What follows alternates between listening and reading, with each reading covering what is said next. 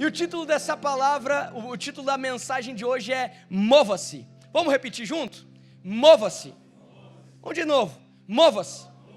Olha só, o ser humano quando ele é criado por Deus, Adão quando ele é criado por Deus, ele é criado e desde lá da criação, nós precisamos entender algumas coisas que nós carregamos no nosso DNA. Algumas características que é importante nós olharmos, porque se nós não olhamos, nós temos problema ali na frente. Veja, uma das características de um filho de Deus é que Deus ele cria o homem e ele coloca no seu DNA, ele coloca no DNA da humanidade é a conquista, é o domínio. Então sempre que um filho de Deus não exerce domínio e não exerce um lugar de domínio para expressar os princípios de Deus, ele acaba sendo dominado por algo que não professa a Deus. Então tudo aquilo que um filho de Deus não decide tomar a posse, não decide tomar o controle, ele é dado o controle para alguém que não é filho de Deus. E eu não sei se você sabe, mas ou é Deus, ou é o diabo. Não existe a terceira via. Ou nós exercemos domínio, ou nós somos dominados. Estou falando isso por quê? Porque da mesma forma com que nós pregamos e nós somos intencionais em olharmos para que de fato exerçamos domínio como filhos de Deus, possamos ser pessoas que perpetuam, que lançam os princípios de Deus aqui nessa terra, nós precisamos olhar para uma característica que Deus ele coloca no ser humano na sua criação. E essa característica é movimento. O ser humano ele é criado, e ele é criado não para ficar parado, ele é criado para se movimentar. O ser humano ele é criado para estar em movimento. Você deve ter percebido, nesses últimos anos de pandemia, pessoas que a vida inteira estavam bem, por terem ficado paradas, reclusas, presas, começaram a ter problema. Problema físico, problema mental. Por quê? Porque o ser humano não foi criado para ficar parado. O ser humano foi criado para estar em movimento. Tudo que fica parado, que foi criado para estar em movimento, fica com problema. Dá problema. Por quê? Porque imagine que algo é criado para estar se mexendo e de repente separa tudo. Conversava com um amigo meu, empresário, tem uma indústria, e ele me falava o seguinte, ele falou assim, pastor, sabe que a minha empresa ela tem 3 turnos. Muitas vezes, não é porque nós temos demanda para 3 turnos, mas é porque a máquina foi feita para trabalhar. Se a máquina fica parada um turno, eu corro um sério risco, o meu prejuízo é muito maior lá na frente, porque o óleo desequilibra, ele deu toda uma explicação técnica, ou seja, é preferível eu dividir a produção ao longo de 3 turnos, para que ela sempre esteja em movimento. O ser humano, quando parado, dá problema. Dá problema.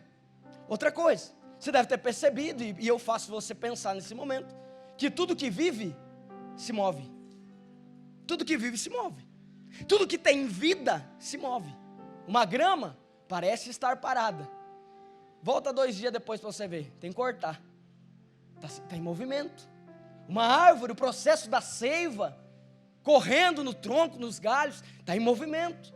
O ser humano da mesma forma. A natureza está em movimento. Deus ele cria o homem e fala assim, olha, vá lá e dê nome aos animais.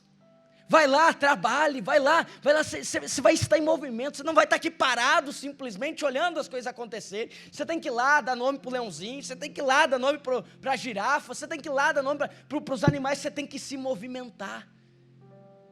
Está no nosso DNA o movimento.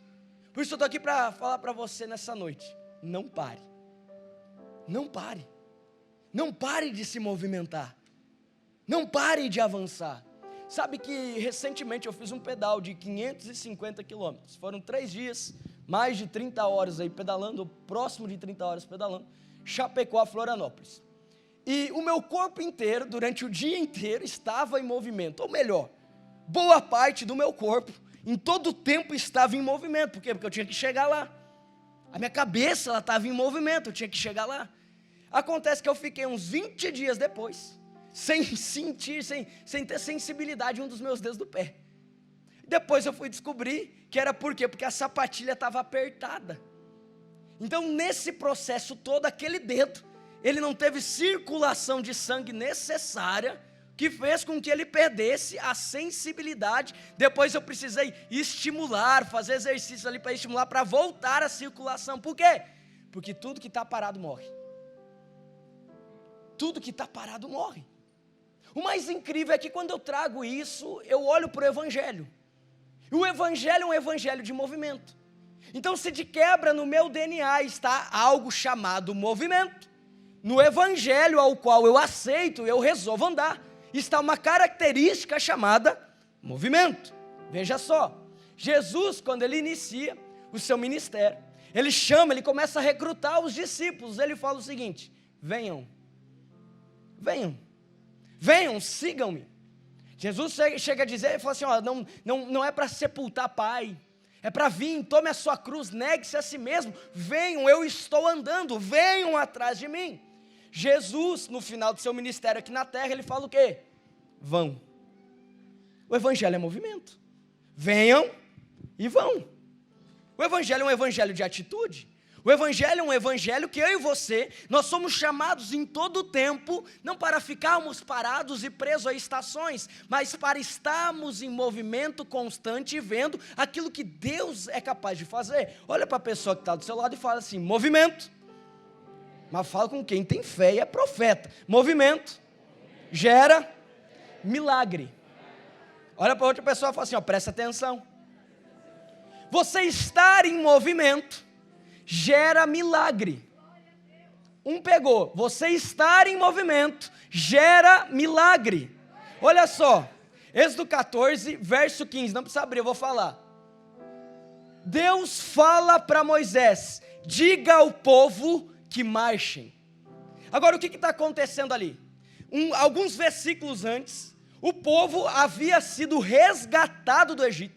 O povo era escravo, é resgatado do Egito, contempla um milagre, amém? Quem aqui já contemplou o milagre da parte de Deus? Quem aqui é um milagre ambulante? Eu sou um milagre ambulante da parte de Deus. O povo contempla um milagre, é liberto das mãos do faraó, do contexto de escravidão. Agora eles estão marchando, agora eles estão caminhando, agora eles estão em movimento. De repente eles se deparam com o exército vindo atrás deles, e com o mar vermelho na sua frente.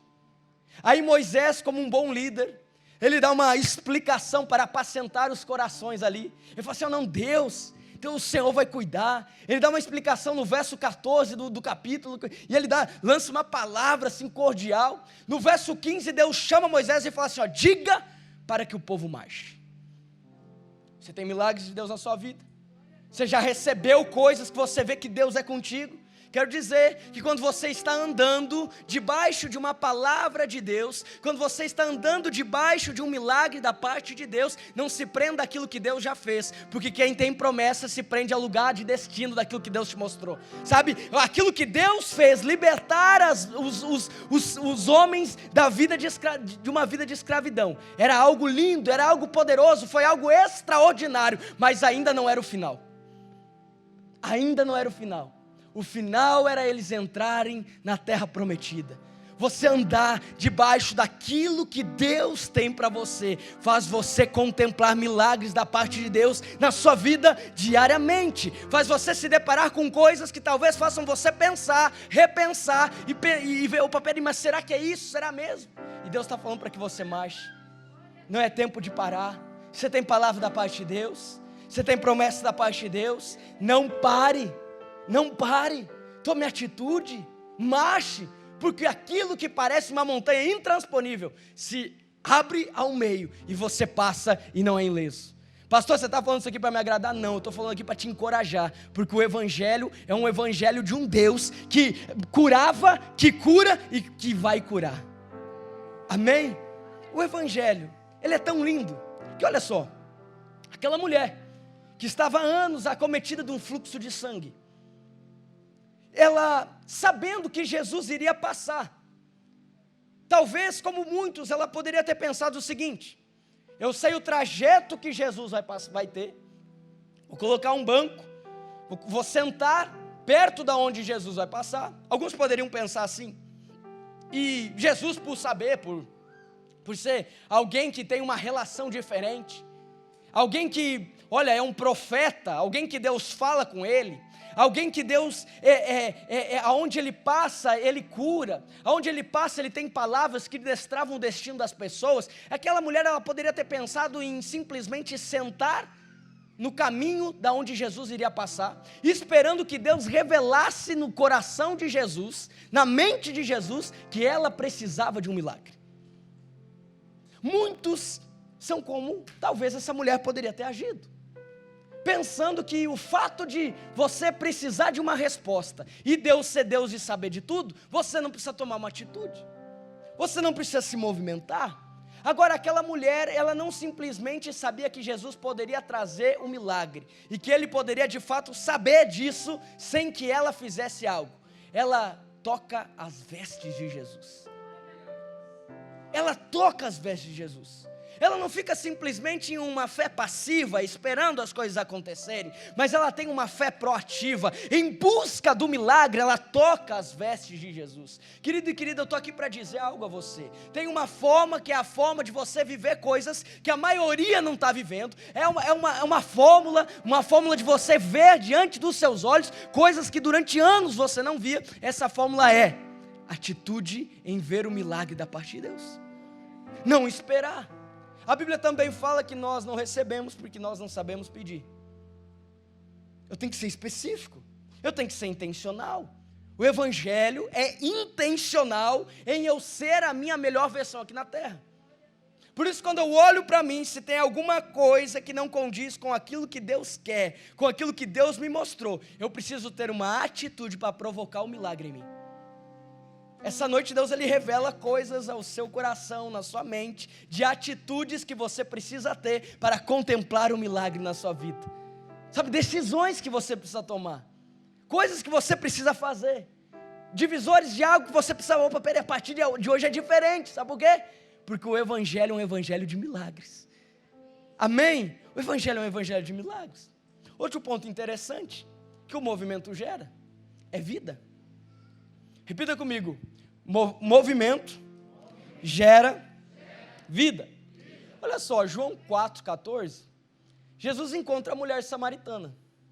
Está lá Jesus no tanque, chegando em Samaria, chega lá a mulher samaritana, e já causa espanto. Jesus já quebra a lógica ali, porque Jesus, um judeu não conversava com um samaritano. Então, quando Jesus começa a conversar com a mulher, já quebra a lógica, tanto é que ela fala assim, você é judeu, falando comigo que sou samaritano, está errado. Então Jesus começa, o que eu costumo brincar é que Jesus começa a evangelizar aquela mulher. Jesus começa a pregar o evangelho para aquela mulher, porque os discípulos haviam saído para comprar o almoço, Jesus fica no tanque esperando. Então, no meio enquanto um vai lá comprar o almoço, Jesus está ali no tanque esperando, de repente vem a mulher ao meio-dia pegar água. Eu não sei o que você faz ao meio-dia, mas geralmente no meio-dia é horário de almoçar. Então, quando aquela mulher, ela se apresenta ao meio-dia para pegar água, ela não só está indo pegar água, ela está querendo fugir da sociedade. Ela está querendo não ver ninguém. Ela está querendo não ser reconhecida. Jesus começa a conversar com ela. Jesus então fala o seguinte, olha, se você beber da água que eu estou apresentando, você não tornará a ter sede, e não só isso, você terá a vida eterna. Sabe, querido e querida, Jesus, ele está apresentando a possibilidade daquela mulher ter o seu coração preenchido. Como assim, Lucas? Por quê? Porque a mulher já havia casado várias vezes, ela já havia casado várias vezes, e aquele que ela estava agora, não era o que Deus tinha para a vida dela. Sabe, o que Jesus está falando assim, olha, eu estou apresentando a você algo que vai saciar o seu coração, a ponto de você parar de entregar o seu coração para homens. Eu estou apresentando a oportunidade que você vai parar de ficar correndo atrás de outras coisas, para preencher o vazio, que é só isso que vai preencher. O mais interessante, querido e querida, é que Ezequiel capítulo 47, no verso 9 diz, que aonde o rio passar, haverá vida. Pastor, o que você está querendo dizer com isso? Estou querendo dizer com isso que você aceitou Jesus, aquele que é a fonte da água da vida. Ele está em você. Ele está contigo. E aonde esse rio passar, ou seja, aonde você estiver, pessoas que estavam acometidas de pensamento de morte terão a oportunidade de escutarem palavras de vida que sairão da sua boca. Aonde você estiver, ali você será uma resposta. Aonde você estiver, ali você será agente de vida, de milagre, de transformação. Aonde você estiver, haverá transformação de vida. Porque aquele que é a fonte da água da vida habita em você. Habita em você. Sabe, o mais engraçado é que, eu não sei se você já parou para pensar, mas onde tem rio, sempre tem umas casinhas lá, o povo pescando. Você já viu isso? Onde tem rio, tem lá o pescador, tem lá a comunidade, tem lá o pessoal pescando. Por quê? Porque aonde o rio passa tem prosperidade. Aonde o rio passa tem vida. Não sei se você já teve a oportunidade de ver ou ir para Israel no Mar Morto. Mas olha, gente, primeiro que o cheiro é horrível, de enxofre, cheiro ruim, e não tem ninguém morando lá perto. Sabe por quê? Porque não tem vida. Não tem vida. Entenda algo poderoso para você, que o rio de Deus em você, ele gera vida na vida de outras pessoas. Você vai ser procurado para pedir conselho. Você vai ser procurado para falar acerca de alguma coisa que Deus está fazendo na sua vida. Você vai ser procurado, você vai entrar em um ambiente do seu trabalho, as pessoas tudo parado lá, morocochô. Você libera uma palavra de vida, você libera uma palavra de bênção, você libera uma palavra de destravar. Sabe, não é porque é você, mas é porque aquilo que você está carregando não pode ficar só em você. Não pode. É muito egoísmo nosso. Prendemos aquilo que de gerações em gerações tem sido passado, que até chegou em nós. Vamos lá, se o evangelho é movimento, eu costumo dizer que é uma corrida de bastão, de revezamento de bastão. Começou lá com Jesus, os discípulos, apóstolos, heróis da fé, e vai perpetuando até que um dia ele passou lá pelos seus avós, ele passou lá pelos seus amigos, ele passou lá pelos seus bisavós, tataravós, ele entrou na genealogia da sua casa, e hoje ele chegou nas suas mãos. Você está entendendo o peso que nós carregamos? Você está entendendo a responsabilidade que está nas nossas mãos? Porque aquilo que as futuras gerações irão receber do Evangelho não é fruto daquilo que as gerações passadas fizeram, mas é fruto do nosso posicionamento a partir de hoje.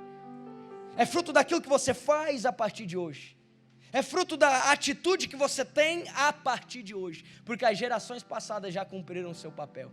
Eu estou aqui para dizer a você, resolva tomar atitude, se movimentar, contemple um milagre da parte de Deus, gere vida onde quer que você esteja, e não seja daqueles que guardam as boas notícias só para si, mas que propagam porque amam as pessoas que estão à sua volta. A partir do momento que você tem atitude, movimento, não só você e a sua casa são impactados, mas as pessoas à sua volta começam a ser constrangidas por aquilo que você está carregando.